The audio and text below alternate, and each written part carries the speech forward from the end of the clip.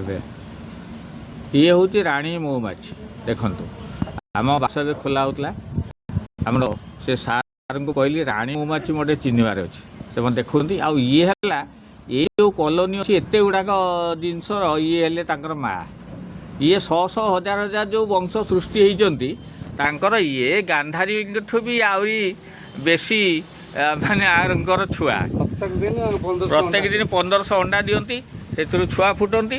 ତେଣୁ ଜାଣୁଥିବେ ଗୋଟିଏ ମହୁ ବାକ୍ସ ପାଳନ କରିବା, ତାକୁ ମେଣ୍ଟେନ୍ କରିବା କେତେ ପ୍ରକାର କଷ୍ଟ, କେତେ କ'ଣ। କିନ୍ତୁ ଶେଷରେ ଯେ ଅମୃତର ଅନ୍ୟ ନାମ ମହୁ ଆଉ ମହୁର ଅନ୍ୟ ନାମ ଅମୃତ ସେ ବାହାରେ, ଏବଂ ଆମେ ତାକୁ ସେବନ କରିବା ଦ୍ୱାରା ଅନେକ ପ୍ରକାର ରୋଗରୁ ଆମେ ମୁକ୍ତି ପାଇଥାଉ।